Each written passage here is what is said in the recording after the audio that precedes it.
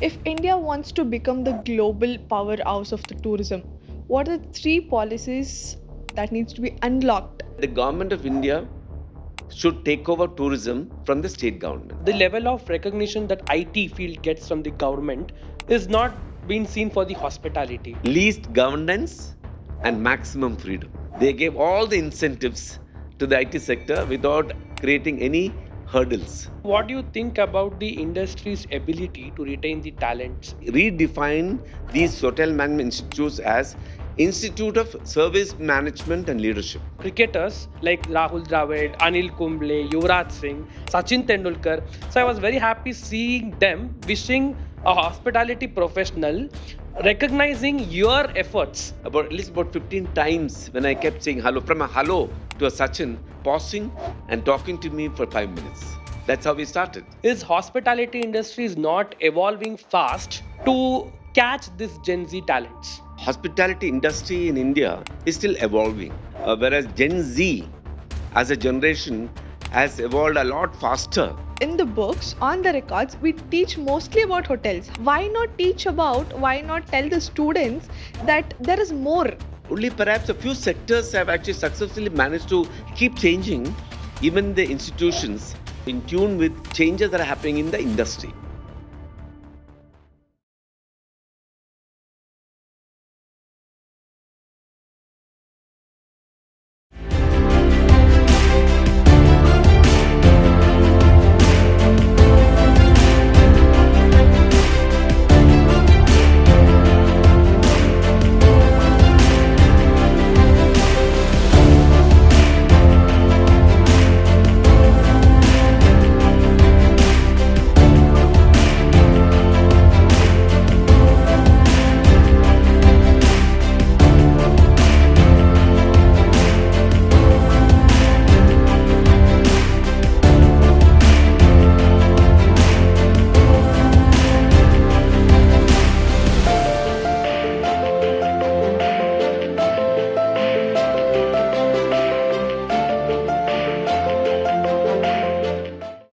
Hi, Mohan.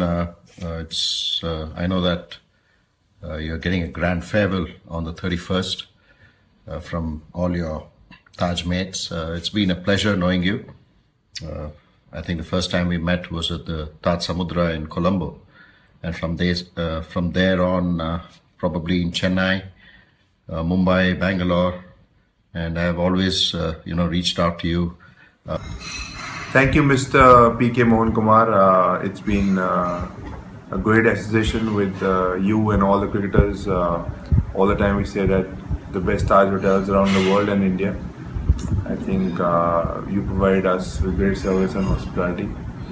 Hopefully, you can do that in the future as well, and wish you all the best. Thank you.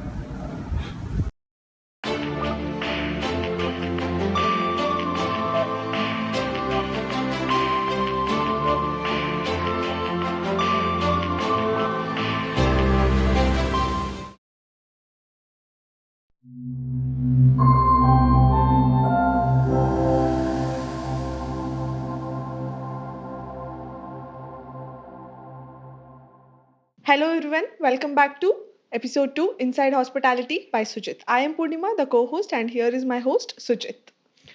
So, well, hello everyone, welcome back again, and thank you, Purnima, for welcoming me today. And a podcast again which goes beyond star categories and job titles to uncover real challenges that shape hospitality industry. Today with me, I have one hospitality veteran who is the CEO of Turnstone Hospitality Services. And his experience is not just in years, but it is 5 decades. Yes, it is 50 years in hospitality industry. And he has worked as executive director for IHCL Indian Hotels Corporation Limited and also chief operating officer for various brands under Taj. And in his expertise, the Taj has expanded into various brands, and today it is literally an exciting day for me to host such a hospitality veteran who is with us today. And I just want to welcome you, sir. Welcome you, and welcome to Inside Hospitality by Sujit. Thank you, Sujit. I'm so honored, and it's such indeed a pleasure to actually be here in this Inside Hospitality podcast. So, congratulations to you too. Thank you, sir. Yeah, Thank you and to so much. Purnima. Thank you, sir. So even now, I mean, I can't really, believe that you are here with us, because this day was my dream, literally, to have you here, and finally that day has come. I must say, I was literally counting my days when we are shooting the podcast with you. Thank Thank you you. so much, sir. It My truly pleasure. means a lot. Thank you so much. And I mean, the way you are, no, down to earth. Truly, I never felt I'm speaking to one of the CEOs, because rarely we get to talk to people like that who are into that positions. And I must say that I'm just honored to host my podcast with you today. Well, you see, in my life, my parents have taught me always to stay rooted. So, wherever the life takes you, and whatever you become, they're all titles and they're all positions. But what is actually permanent is your humility, your character, and also the fact that, late President Kalam, what a brilliant scientist, but the whole world admires him, not for his knowledge and his intellectual capacity, but for his humility. So at the end of the day, we all have to learn how to carry ourselves in terms of our progress, our growth, and whatever we acquire in life. What people honestly look for is humanity and relationship. So that's what has taught me in hospitality and hoteliering. And I'm a quintessential hotelier who always believes that at the end of the day, what really is the difference between success and failure is also about how passionate you are about whatever you do. So it's not just what you choose to do, but whatever you choose to do, you have to do it to the best. It could be like, for example, a hairstylist. In Indian society, in Indian hierarchy, perhaps that's not a very sought after kind of profession. But one of the best hairstylists in India is a lot more successful than many average doctors and engineers. That's really nice. And I mean, before I ask you anything, Yeah, yeah. the question, I have to congratulate you on your book, Moth to Flame. And I'm seriously, I was overwhelmed when I saw that. And I just took a copy of it and I was just going through. And that book, tells how a common man who had dreams of achieving something turned it into a hospitality veteran like this. And you are from Kerala, Yeah. so that book itself is so much to understand and learn and adopt into our lives. And I must say that book was just worth reading. Thank you so much for Thank giving you, that thank book you, to us. thank you. Well, see, this is my first attempt to be being an author, and the title itself, as it says, "Moth to Flame," Yes. it's in a sense reflects the intent, the what I really wanted to convey to the whole world. So I'm born in India, in one of the most literate states, and so therefore had the benefit of great education, school education, college, and then we were a very progressive society. And then when my mother, gave me a choice to actually join the hotel management, when I also got selected in the NDA, Mm. National Defense Academy, my grandfather was a doctor. So when in his presence, she said, see, he's going to do hotel management. Obviously, it came in as a very strange phenomena at that time because it was unheard of. Yeah. He asked a question, do hotels need management? So because their whole concept of hotels is all this family run hotels, lodges, and what we call the chai kadas. Yeah. But so from then onwards, that is in 1971, um, the journey from 1971, 3 years in the college, and then I got campus interviewed and selected at the Taj in hotels company, Tata's. And I said, okay, this is one company that I would always give an arm and a leg to work for because we grew up learning about the Tata philosophy and the Tata philanthropy. So it was like a dream come true when I got selected to the Taj Mahal Hotel, Mumbai. Though, of course, I got offers from ITDC and also from Center Hotels at that point of time. when I was in the Bombay Catering College. Um, so 40 years, I realized that even after 40 years, so 4 decades, in a sense, my life and my journey in hospitality coincides with the evolution of hospitality industry in India. We talk about it later. Yeah. So that is from the 60s and 70s. So I'm actually a generation that belongs to the 70s, 80s, 90s, millennium. Um, Hospitality career as a career, hotel management as a career was never in the mainstream of Indian society. However, there are lots of examples like me who dared to get into the hospitality, and actually not only did we succeed to every time when you join as a management trainee, you're looking at becoming a F&B director. And when you are actually on head of department, you'll be very excited and happy. Your dream job will be a general manager of a hotel. So you see, so step by step, we kept dreaming, to get into the next position. And each time you go, the success and the title and all the glamour that is associated with that job and also your industry is what actually people uh, expect and accept. Okay. However, conventional Orthodox society as we are in those years, a developing country, middle class middle class society, always believes in conventional jobs, traditional jobs like engineer, doctors, IAS officers, whole lot of architects, and that's what the parents always expect the children to grow up and choose. But over a period of 80s, 90s, I realized that a lot many more people are getting into the hospitality. And how do people actually choose career? People choose career on the basis of how they look at role models. There will always be somebody in your life who's actually done so well, and that's an area that you also want to shine. You also Yes. want to grow into. It could be an architect. It could be in the movies. It could be a theater. It could be art. You always have somebody whom you're looking up to, and you always dream that okay, and he can probably, or he or she can inspire you. So then from the 90s, we realized that a lot of us who actually are now successful as general managers and head of geographies are being looked up as role models.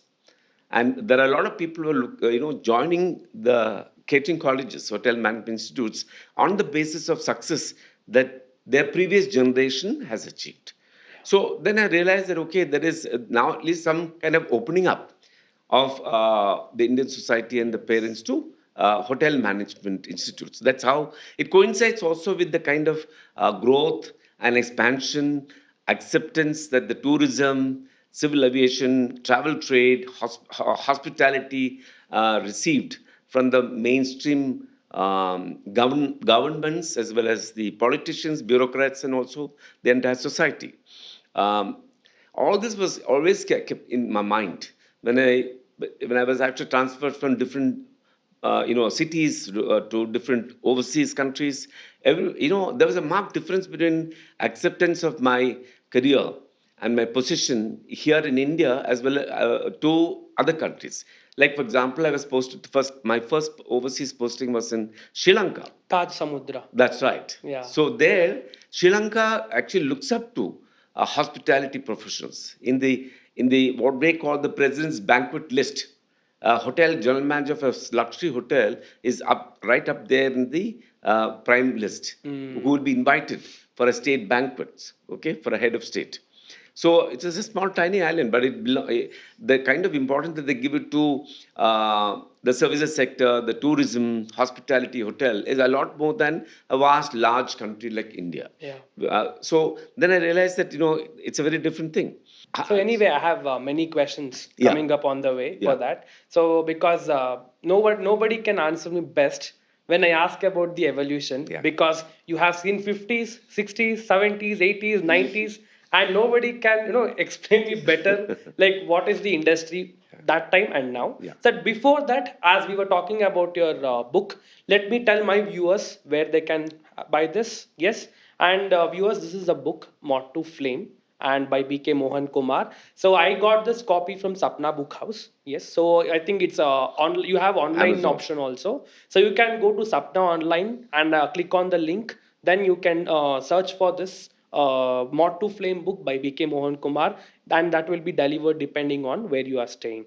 And I think yes, it's worth reading, not just for understanding the things, but it's, I think, real time experience. Who can say the best? And yes, that is from PK Mohan Kumar. And if you want to just have this link, I'll definitely help you with the link as well. And this is not just for students, because after I read this book, I think it's not just for students. I think it's also for the young hospitality Yes, professionals yes. who are just inside hospitality these Yeah. days. And that is what we say in our podcast, Inside Hospitality. And also, it would be very useful for the parents Yes, of and course. for a whole lot of young students in schools. Who I would don't want their students to join hospitality exactly. industry. So no, that's where this whole story is. I just want Yeah. to conclude about my book. Yeah. So the main philosophy or the main message of Moth to Flame is Moth, as you know, actually always travels vertically, and it's always flying towards flame, and it is a lust. So it flies into the flame and gets burned. So, so what it characters, the kind of the title, in a sense, actually conveys a meaning that Yeah. Mohan Kumar is a moth, and then it was so consumed. His whole life was consumed by the industry, particularly the Taj Group, where he actually was in love, with the Taj Group, with his job. He was so obsessively passionate and made it a big thing. But however, the book says that Mohan Kumar as a moth did not get consumed in the flame. Mohan Kumar as a moth actually got illuminated by the flame of the Taj.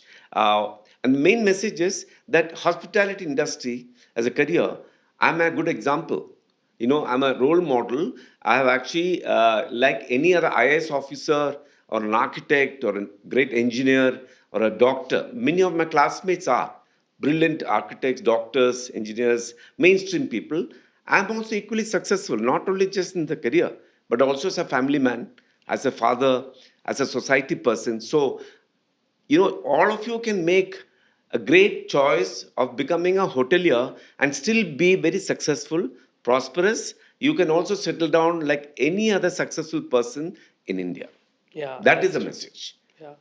So I have one question now. So now we always, I mean, I'm used to this term Gen Z. Yeah. So do you think that Gen Z students, whoever like, choose hospitality, they're lagging out of the matlab, to get into hospitality industry, or do you think is hospitality industry is not evolving fast to catch this Gen Z talents? So what do you think on that? It's a very good question. Yeah. And it's actually being hotly debated. Yes. Uh, I think the answer is both yes and no. Hospitality industry in Yeah. India is still evolving. Yeah. It is, whereas Gen Z as a Yes. generation has evolved a lot faster than the hospitality industry. That's where the mismatch is. The Gen Z is actually evolved a lot more because of the fact that Gen Z now today is exposed to um, among the world's best mobile access, internet access. Okay, Yeah. so the Gen Z are born looking at the screen. Like I have a grandson who's now beyond Gen Z. So it's just only 6 months. But the moment he hears a screen noise, his attention goes like that. So that evolved they are in terms of the next technology, in terms of actually believing that technology will drive their life, correct? And they're also born to prosperous parents, because the middle class parents who have actually who are Gen Z's Parents. parents, they have provided this generation with all the basic what we call Facilities. roti kapda makan. They don't have to worry at all about a house, food or clothing. In fact, actually, many of them are born in luxury environment, because the parents actually today is shrinking. The family size is shrinking. There's maximum one or two children, and then they're both working. So therefore, they've provided them, they've given them education. So they have actually been brought up in a very different world, a world where actually there is a lot of plenty, So therefore, in fact, they get very bored very soon. So I don't know whether the Gen Z today are choosing different careers which they are passionate about. It need not necessarily be economical. Their choice is more on what they love, what they Yes, true. like for art, music, theater. Whole lot Yes. of things which need not necessarily be mainstream careers. So and also they're more cerebral than physical. So therefore, a hotel industry is all about also physical as much as it's cerebral. So there is no substitute to hard work. There is no substitute to physical presence of yourself in the hotel, correct? And there is no substitute to the fact that you're on duty when the whole world is at leisure or coming over to in the evening to have a dinner, or so therefore free time for them. But so there are. How do we mismatch both this? In my view, the industry has to evolve. Industry has to obviously absorb and attract this Gen Z, and the best way to attract Gen Z is to have an introspection, create certain transformation within the industry. We can discuss about that, how technology can actually, see AI, for instance, or automation or machine learning can actually replace a lot of what we call repetitive, scalable, routine, mundane jobs in the industry. Yeah. That's precisely where human beings get bored. They don't want to do the same stuff again and Every again. day. Today, the Gen Zs are very creative, and they also are restless. They're not. There's a certain amount of distraction. That they have a huge problem about paying attention deficiencies. They're paying Yes, that's true. attention, and also the fact that they're exposed to not just work. They're exposed to whole leisure, music, dining, whole lot of things. So their whole concept of life, good life, is very different from working in a hotel for 10 hours and 15 hours. So how do we actually get both these, the employer and the Gen Z generation, get along, attract? We Yeah. can discuss that. There are lots of ways, and it is evolved. The industry is also learning, and the Gen Z also is understanding. How do I thrive myself? There are many people who are extremely extrovert. There are lots of Gen Zs who love food, Food. who love to Yes. be in the glamorous industry, who love to meet people.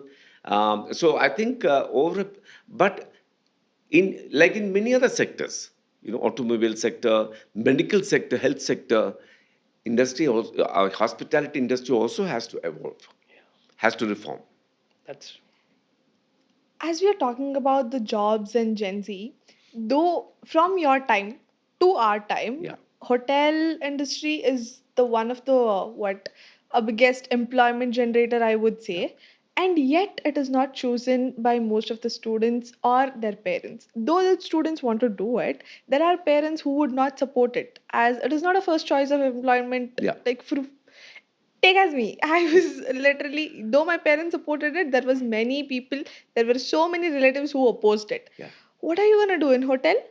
For them hotel is just like this, as you told, it's a chai kada Yeah. or a Yeah. dhaba. Yeah. They don't know what the 5 star Yeah. is, how that actually works. Why do they not choose it, and why is it not the first choice? It's interesting, very interesting question. It has actually struck me too many times. And whatever you say, Purnima, is so true in the minds of an uninitiated parent. When you really don't know much about the details, when you're not experienced it, then you obviously know you have a superficial knowledge about the industry. What you see, what you believe, right? Yes. And what you experience, what you believe. What you hear is what you believe, correct? So therefore, what you hear, what you see, what you experience is very different from asking a hotelier like me, why did I spend all my lifetime in the hotels, correct? Though of course for me work-life balance was not really so very balanced, Okay. yeah, but still I managed to actually maintain and have a relationship, very happy married life, and also in terms of my children. Though of course they all feel that have not given them quality time, so that is always an issue. So coming back to your question about um, the image of the industry. Oh, you joining a hotel industry. So it's a perception. And perception is very powerful. So how much has the industry really gone on mainstream media like this and educated the middle class or the educated class or let's say everyone on what exactly is what makes a hotel industry tick? What are the attractiveness of the hotel industry? Everybody talks about the negative aspects of a hotel industry, which is true in the case of a doctor. If you're a surgeon, you have to get up in the morning at 3 o'clock and also go back to the patient. And I know of a a neurosurgeon who works for 18 hours Yes. because he's a surgeon. But nobody talks about that because he's a doctor. So it's also societal acceptance that is important. It's a mindset. We have we are an ancient country, ancient culture. So there's always a mindset. Over the last 100 years, the kind of professions that have been successful and legend, and the entire generations have been brought up saying that okay, my dad was a doctor, my dad was an IAS officer, my father was an army general, and they felt very proud about. And a lot of them did not even tell who their parents were because the society did not accept the kind of jobs that their parents did. It could be a government clerk, it could be a carpenter, it could be a driver, it could be a plumber, But but the AI is going to disrupt everything, correct? So, in a sense, unlike the West, a lot of Asian countries which are very hierarchical Okay. and also to a certain extent caste ridden have what we call the dignity of labor Yes. that is grossly inadequate or lacking in India. So anything that you do, as long as you are the best in that, one has to learn to respect it. Correct? So therefore, that is taking time. Today, it would probably have a generational change. There has to be a generational change. For example, at some point, chefs were called bawarchis, Yes. cooks, True. correct? Until the TV invaded the homes of India, and you saw a whole lot of chefs like movie stars and film stars, doing cooking in a very glamorous kitchen, Yeah. and then it suddenly became the chef became a glamorous job. So you see, the only image the industry has today in terms of a glamour job is cooking, chef. Chef is considered to be a great thing, and because people, they relate to cooking. A whole lot of women, especially all across the country, 50% actually relate to a chef being the aspirational position. Yeah, I wish I could be like him, cooking in front of the cameras and very stylish and all that stuff. So it attracted a glamour position, correct? However, a general manager has never been interviewed. Yes. True. A food and beverage director has never gone into the mainstream media. Yeah.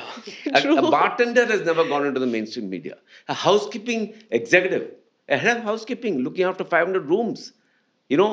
She's like a general in the army, right? But never interviewed, never gone into the mainstream. So this is where our society is at that stage. So, welcome podcasts like this, interviewing a general manager of the hotel and asking about what is, other than cooking and other than a glamorous chef in the industry, then people get to know, oh, Mohan Kumar, he's been a very successful general manager of so many hotels and went all across the world being posted as a general manager of a hotel in New York, in London, in Sri Lanka, in Chennai. So it takes time, for the society to evolve. There is also another culture, if I may, so Punima, to Yes. just complete this point. What was the reaction to Narayan Murthy's whole, advice to the entire young generation that you must work very hard. There is no harm in working for 72 hours Yeah. in a week. See, look what the media did, and look what the people in the social media, It was the went, biggest it went viral. backlash. Yeah. Backlash. So what does it indicate? It indicates that India is still not ready in terms of a mindset to work hard. Many of the successful countries in the world, developed countries, their community, their society, the men and women have worked for 18, 16 hours. You ask a Japanese, you ask a German, you ask an American. They all have to, they focus so much on their work, and work for them becomes not a painful experience. It becomes a pleasurable experience. They're obsessed with being the best. So we need to create that culture from the school that, whatever you do in life, be the best in what you do. Very nice. So I know that I have gone through your book. I have one question up from that. Yeah. So your book talks about passion driving people into hospitality. So do you think this generation still sees the flame, or the industry has dimmed it? Okay, let me talk about my industry. Yeah. I think that's where probably I can be an influencer in terms of reforms. Our hospitality industry needs a lot of reforms. There is no doubt about that. If generational change is happening, and Gen Z in general all across the whole world, not only in India, are averse to joining hospitality or hotel job. Obviously, we need to look internally and introspect, right? So, let's talk about India. So, see, in the 60s, 70s, 80s, 90s, in a sense, all of us actually obsessively worked and were very passionate about our job, also because of the fact that there were hardly any choice in Yes. terms of options. You see, I realized that I got a very good job in the Taj Hotel in Tata's from the age of 21.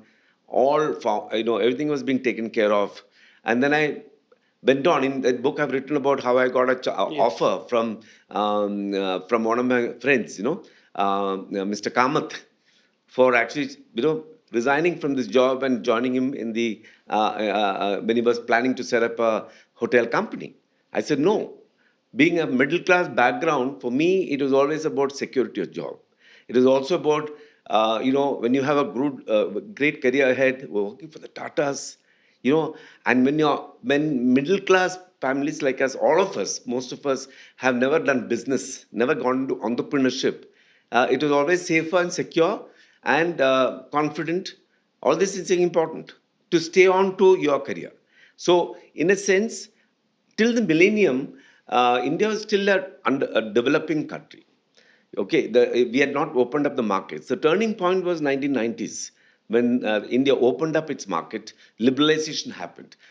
Then the whole economy changed, right? Till then, it was all a very closed economy. You had, especially in terms of the opportunities for our generation was limited. Yes. Yeah. Whatever you do well and then retire and be happy. Correct? But 1990s opened up the entire Indian market to the outside world. So you had whole lot of multinational companies coming up, and then and there was a lot many more opportunities. So much of opportunities that were in fact actually running short of engineers and technicians and whole lot of health professionals and all that. So that is also an answer that today you have in the last 2 decades, the millennium. Um, what has actually attracted most of the younger generation is into technology, IT. Yes. IT related sectors, because that was well-paying job. Yes. It was a global job, and also it is giving them enough time for leisure, and the whole lot of facilities that the IT companies give them to make sure that this talent stays back with them.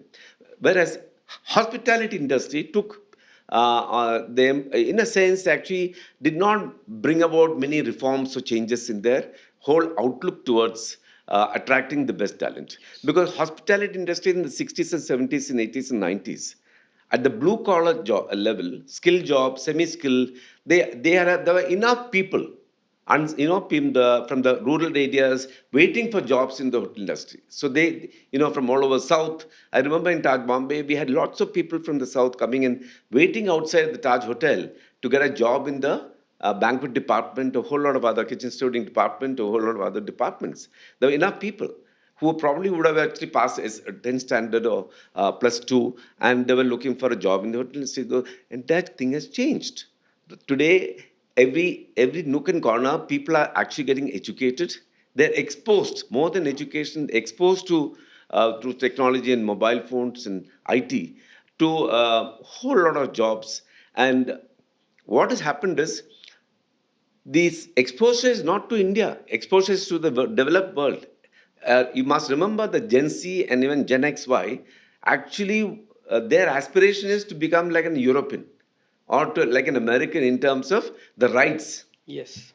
the rights and the freedom. Their idea of actually a good life is all about how an American is enjoying it, how an European enjoying it, and they wanted the same thing in India, right? And Gen Z probably is in a position to command that, because you have at least 100 million to 200 million Indians who are affluent middle class, the HNIs and the billionaires and all of them. So there's a huge influence of this new, segment of the society that is telling Gen Z that work life is important. It's not just solely about work. You also need to enjoy and things like that. Whereas the industry, hotel industry, is still their payment terms, their compensation levels, or their number of hours of working, all that has not changed so rapidly. However, progressive companies like the Taj, the ITC, the Oberoi's, and a whole lot of Marriott's, multinationals, multinationals coming to India has made a profound change and impact and influence on the entire industry. So today you actually are having all these major companies having policy changes where they're talking about 9 hours of work, gender equality, also about posh rules and regulations. So the industry changing into more of accommodation and food and beverage. Where is it that the employees have to work a lot more in terms of the number of hours of break shifts? It's mostly in the food and beverage, Yes. not in Yes. the lodging section. In the accommodation section, it's all straight job, and almost everything is over by evening 6 o'clock. Yes. Correct. So we will talk about that as we progress. That where is it? Where is the scope for the hotel industry to to moderate the pain points of the Gen Z and make it attractive enough for them to come and join the industry so Industry. that we can actually tap the demographic dividend that is there in India. Okay, so I have one question, which is policy related. So, though, like when we speak that hospitality is one of the largest employment generators, but still the level of recognition that IT field gets from the Yeah, government yeah, is not being seen for the hospitality. that's So, right. what do you have to say about this? Yeah, that's a Yeah. very interesting question. Yes. In fact, actually, I have written a lot of articles on this, and we have done some 2 year research Yeah. on how to actually build or elevate the hotel industry, the hospitality industry into a world class Indian offering, like the IT. Like there are Other sectors. many major IT companies today are global, Yes. and they employ people from all over the world, and they have offices all over the world. How about Indian hospitality being the capital of talent in India? India can actually offer enough of talent, not just the chefs, but also in managerial talent, in leadership talent, in technical talent from the hospitality to the whole world. And we have enough people, manpower. So our demography should be taken advantage in making sure that the hotel management and hospitality leadership should become a mainstream development focus for the government of India and also for the state governments. So, to kind of get back to your question, that how does the hotel industry develop the talent, right? Is Yes. that what your question is? Yes. Yes. Because the recognition that IT field gets, Correct. hospitality is not getting that. Yeah. So being See, the largest employment generators, yeah. so So what can the government do for the industry?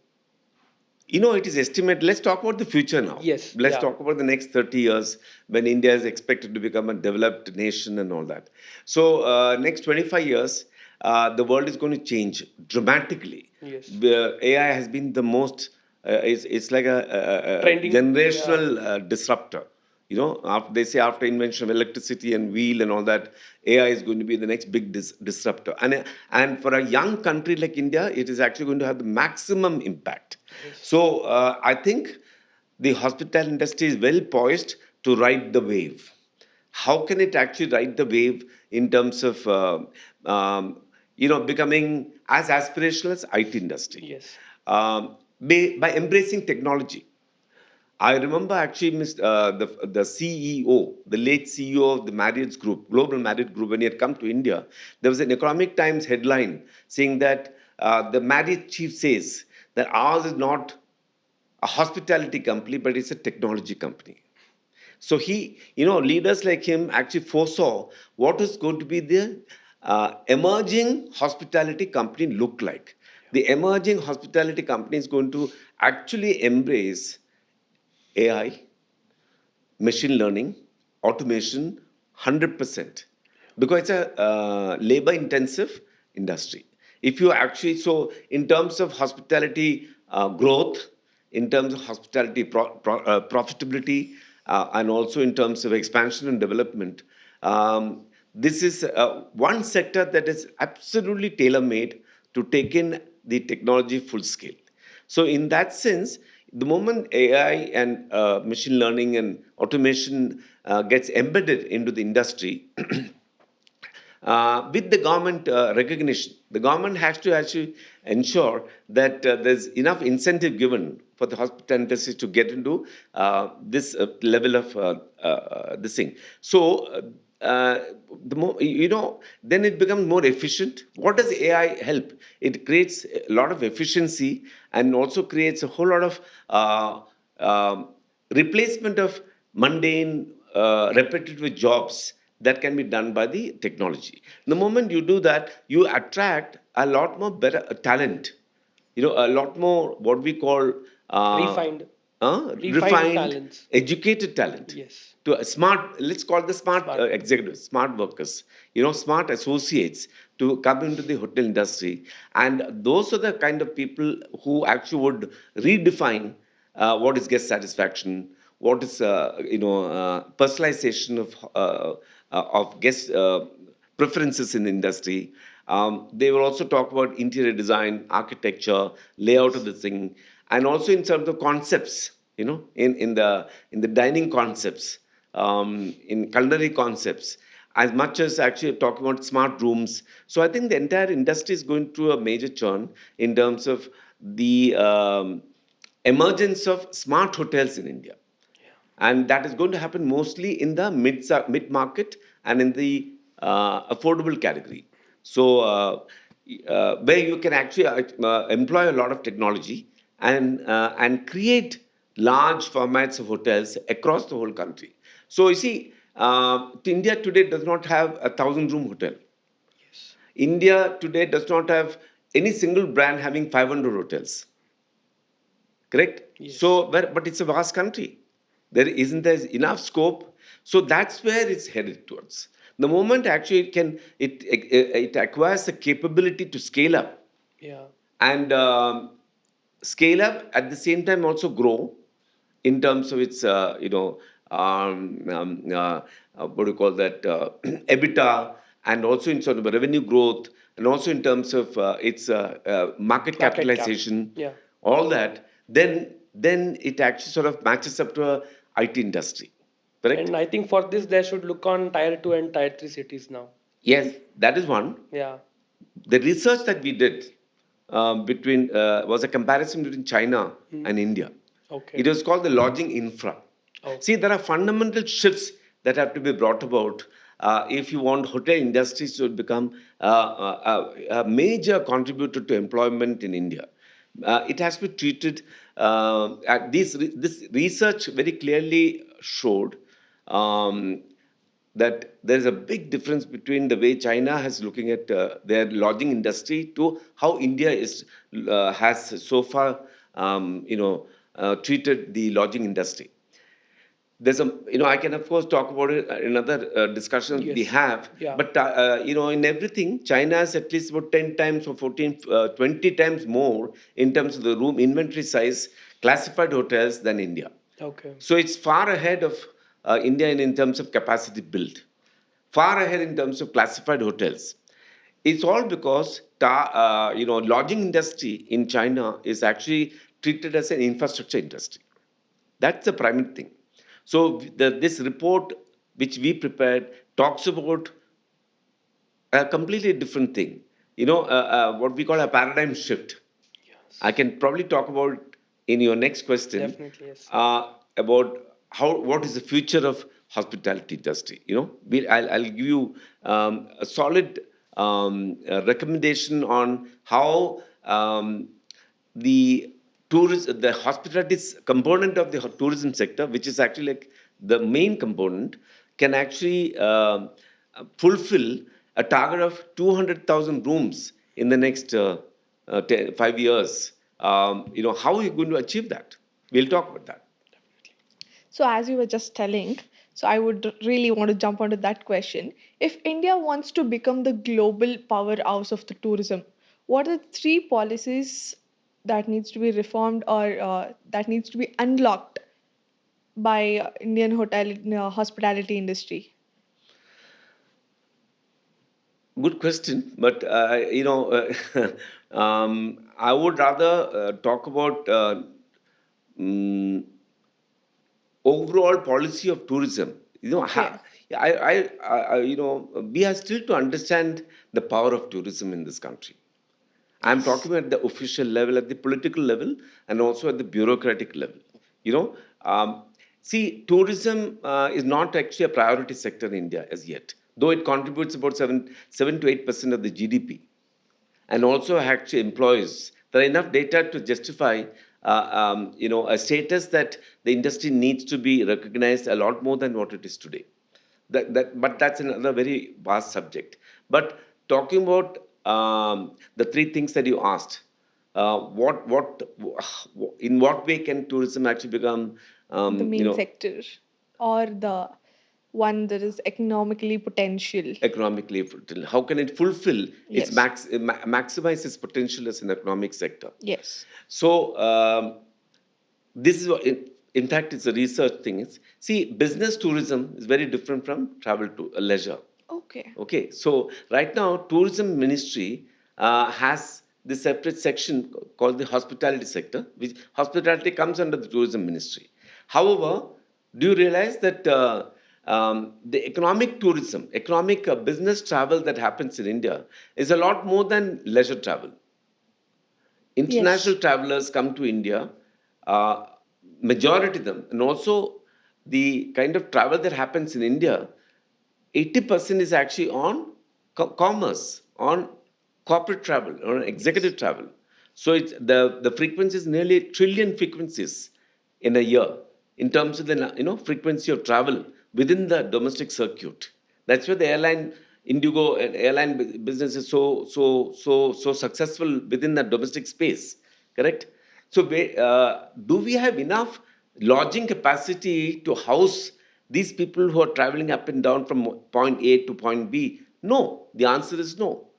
The new 100 smart cities that are coming up in India, the government has an infrastructure ministry that focuses mainly on creating infrastructure. What is the definition of infrastructure in India? It's the transport, Okay. correct? The airports, highways, railways, metros. These are the Yes. infrastructure, correct? However, mobility alone is not enough, no? Who's moving in this infrastructure? People. People. So where do they stay? That's a fundamental question. So therefore, business lodging as a concept must be also incorporated or integrated in the infrastructure sector.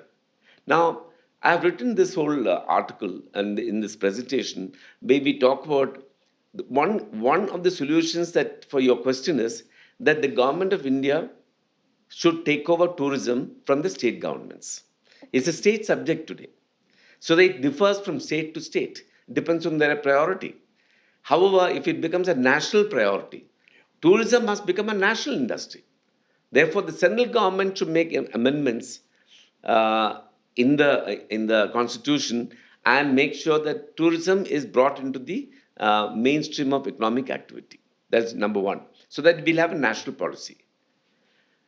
Number two is that the government official must truncate business hotels, business tourism, or business traveler from the leisure travel.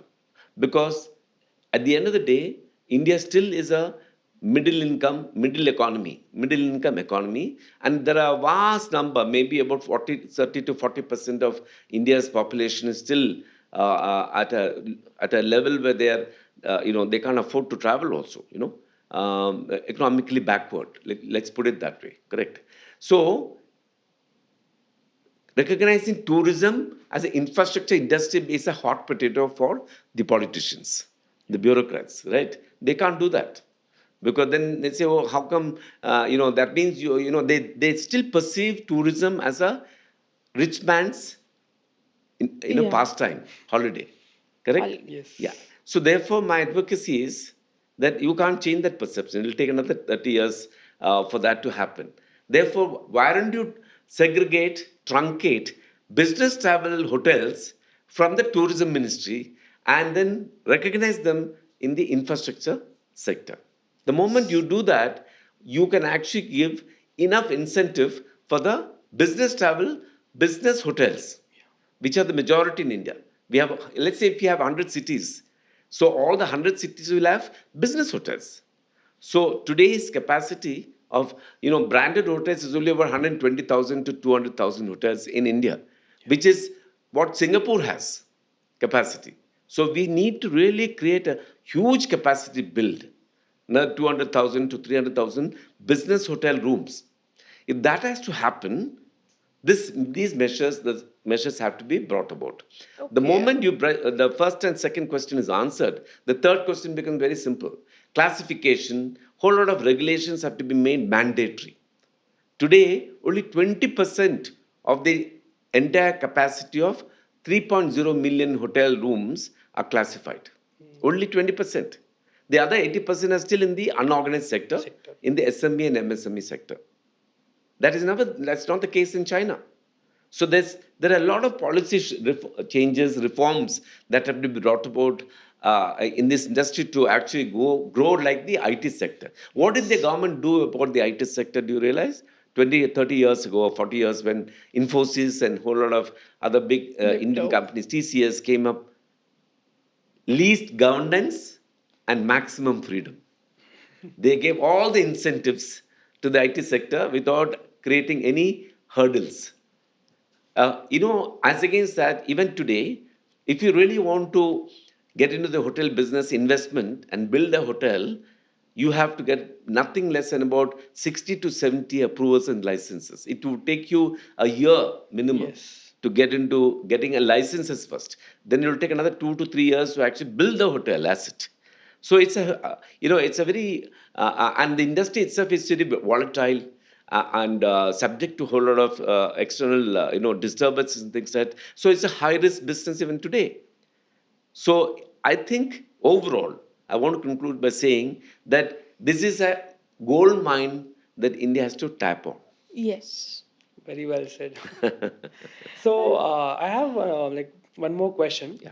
So why do you think parents see or hospitality in terms of career still as a second choice when it comes to white collar jobs or over white collar traditional white collar jobs? So why do you think that it's still there? So what do you have to say about it? Good question. Yeah. Yeah, a very good question, Sujit. So what I want to say is that, uh, like you are as a parent, our parents, like you're much younger, both of you, Yeah. all our parents in India, see, we are still a developing society, and there's a huge divide between the haves and have-nots. And therefore, let us not get carried away with the fact that okay, we live in urban cities, urban spaces, which is about 40% of India's population, and what we see in the cities and all those buildings and apartments and whole lot of consumables and everything that we see is a reflection of the prosperity of this country, not necessarily. The parents mindset is still okay, is as your child grows up in school and gets into the college, when it's actually in the board level exams, Yeah. already the parents are more worried than the children in Children. terms of what they're going to choose, how are they talented, which is the kind of stream, is he good in science, is she good in maths. That's the first two questions. Or nobody talks about arts, nobody talks about economics, and nobody talks of skills. Yeah. She or he may have lots of skills. Could be that he was a very good, he or she had exhibited a lot of skills in cooking when he was growing up, but that is never considered to be a skill good enough for a job by the father or mother. Yeah, there are still That is few the big, parents who yes. still no, they don't even ask students like which career option would you like Yes, to yes, choose. yes. They will For be deciding that. They because will for be them, choosing. Yeah. a talent in science or engineering is perhaps the only thing that can fetch you a good job. So we need to change this myth, and Yeah. these kind of conversations can change that myth. Need not necessarily be. Again, I keep emphasizing it is not about whether you are talented in science or maths. It's about actually, in the schools, they must actually identify each child for what he or she is talented in. Whatever the talent is, however, how the way they are wired, there should be enough environment and ecosystem within the schools and colleges to nourish that environment, and that talent. So that is perhaps, and also this whole thing about parent teachers meets. Yes. These parents of the children have a huge influence. As we know, in our system, both father, mother, and the teacher. They are the three people who actually shape up your personality, right up to the adolescent age, and your friends. But the biggest influences in your life, when you are when you are at an impressionable age, is your dad, mom, your relatives, and your teacher. Have they changed the mindset? Yes. Do they realize that there's a world existing beyond their conventional thinking?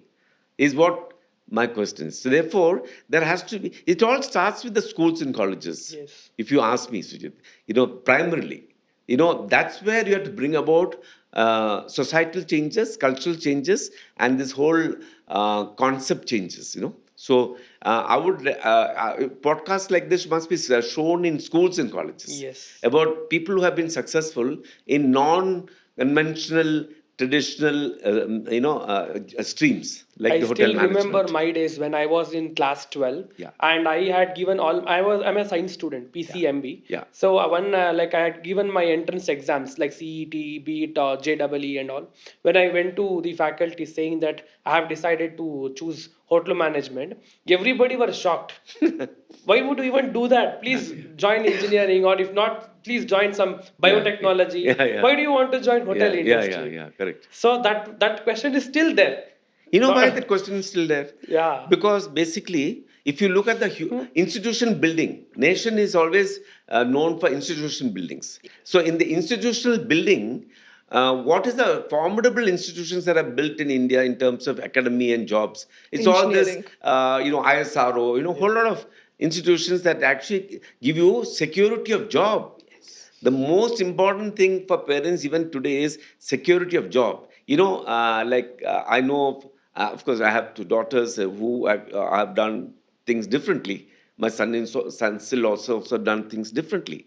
When you talk to them, they are not, neither the company nor them actually seriously look at any long term permanent jobs.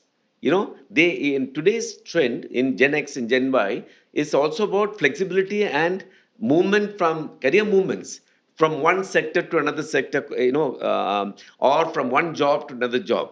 So I think there is slowly this whole ability is coming. Yes. Once the adult, the teenager, is beyond the parental influence or the teacher's influence, you see how that youth, when you become a youth, till then you probably join a medical course and then you live it halfway through, right? Or engineering thing, and go into something that you are very talented about.